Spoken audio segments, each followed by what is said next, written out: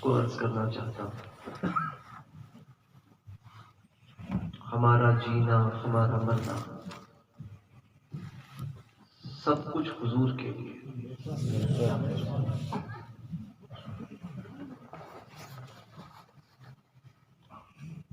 حضرت ابو موسیٰ اشعری رضی اللہ تعالی عنہ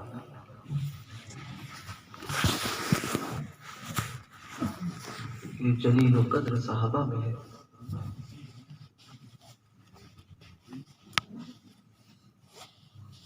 یہ تابعین کے درمیان بیان فرما رہے تھے۔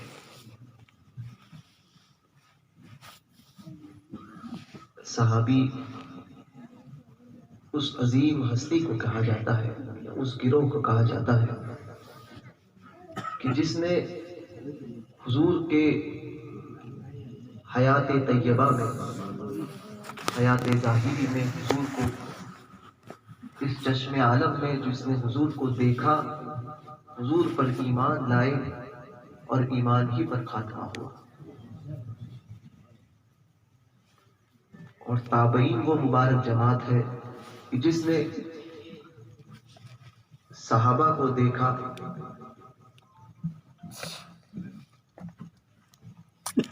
حالت ایمان ہے، وہ تابعین ہے۔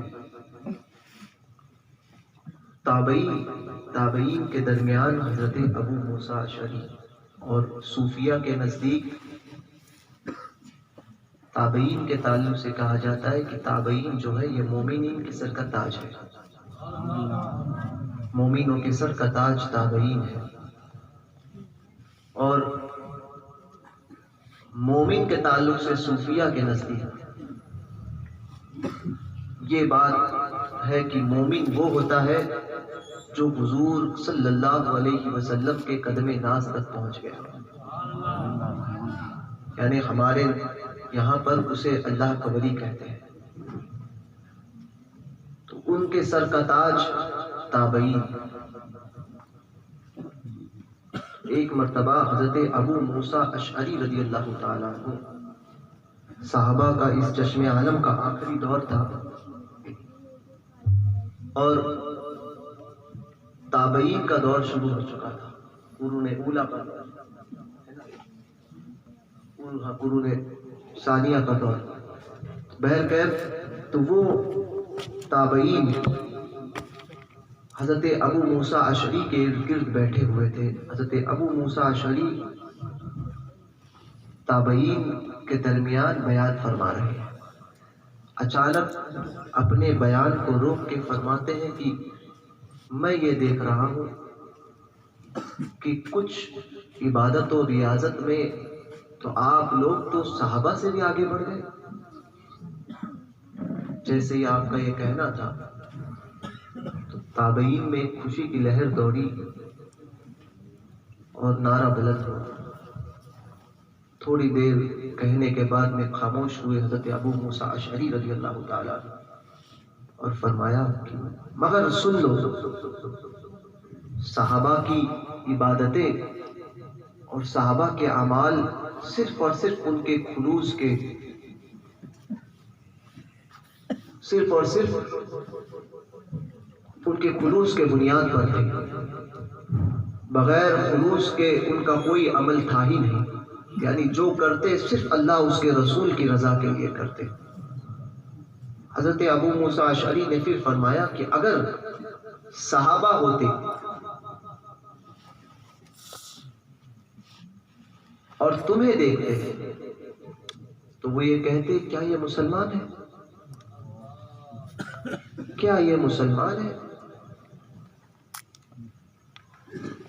اس گروہ سے خطاب ہوا کہ کیا جا رہا ہے جو مومنین کے سر کا تاج ہے، اور خطاب کرنے والے خود صحابی رسول ہیں۔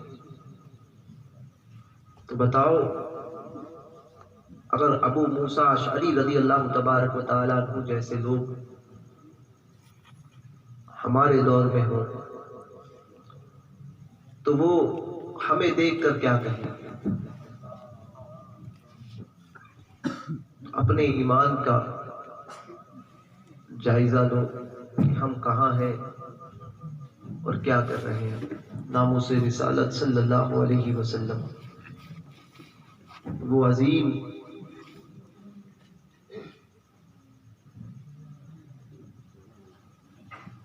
تحفظ، ناموس رسالت کا یہ عظیم پیغام ہے کہ اگر اس سے کوئی خالی رہا تو پھر اس کا مرنا ہی بہتر ہے، اس کا مر جانا ہی بہتر ہے کہ جو ناموس رسالت کا تحفظ نہ کر سکے۔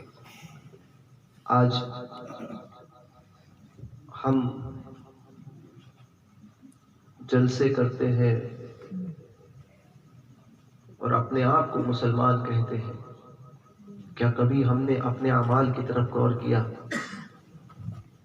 کیا کبھی اس بات کی طرف غور کیا کہ ہم نے زندگی میں کوئی ایسا کام کیا ہے جس سے اللہ اس کا رسول راضی ہو جائے؟ ہم اپنا محاسبہ کریں، اپنے آپ کو دیکھیں۔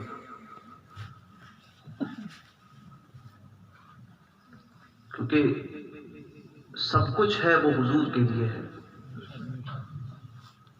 اگر اللہ تبارک و تعالیٰ نے ہمیں اس دنیا میں بھیجا ہے، پیدا کیا ہے، تو وہ بھی حضور کے لیے، ورنہ پیدا ہونے کو تو جانور بھی پیدا ہوتے ہیں اور مر جاتے ہیں۔ تو اپنے اندر کچھ ایمانی جذبہ پیدا کرو کہ مسلمان صرف نام کے نہیں بلکہ کام کے بنتے ہیں۔ آج ہم اپنے آپ کو سنی کہتے ہیں اور ان سے رشتہ داریاں کرتے ہیں جو نبی پاک صلی اللہ علیہ وسلم کے گستاخ ہیں۔ ہونا تو یہ چاہیے تھا کہ ہم کہتے کہ تیرے دشمن سے کیا رشتہ ہمارا یا رسول اللہ۔ اصحاب کی زندگی کو پڑھو، صحابہ کی زندگی کو پڑھو تو رشک آتا ہے، اور واقعی یہ انہی کا مقدر تھا کہ حضور صلی اللہ تبارک و تعالی علیہ وسلم کے ساتھ رہنے والے ایسے ہی مقدر والے لوگ ہوتے ہیں۔ یہ انہی کا مقام تھا کہ جنہوں نے نہ وقت کی پرواہ کی، نہ اپنی جان کی پرواہ کی، نہ اپنے مال کی پرواہ کی، نہ اپنی اولاد کی پرواہ کی، نہ اپنے کنبے کی پرواہ کی۔ جو کچھ کیا صرف حضور کے لیے کیا کہ اللہ کے رسول صلی اللہ علیہ وسلم ہم سے راضی ہو جائے، اللہ ہم سے راضی ہو جائے۔ تو ہم صحابہ کے سچے غلام تو بن ہی سکتے ہیں، بشرطے کہ اس جذبے کو اپنے دل میں پیدا کرو جس جذبے کی آج ہم میں سب سے زیادہ کمی ہے۔ آئے دن سرزمین ہندوستان میں ہمارے بزرگوں کی بارگاہ میں گستاخیاں ہوتی ہیں۔ آپ میں سے، ہم میں سے کئی ایسے لوگ ہیں جو اجمیر شریف پابندی سے جاتے ہیں اور بہت ناز سے غریب نواز کے نعرے لگاتے ہیں، لیکن حال میں ایک بھڑوے نے غریب نواز کی شان میں گستاخی کی اور مسلمان ہے جو ٹھنڈا بیٹھا ہوا ہے۔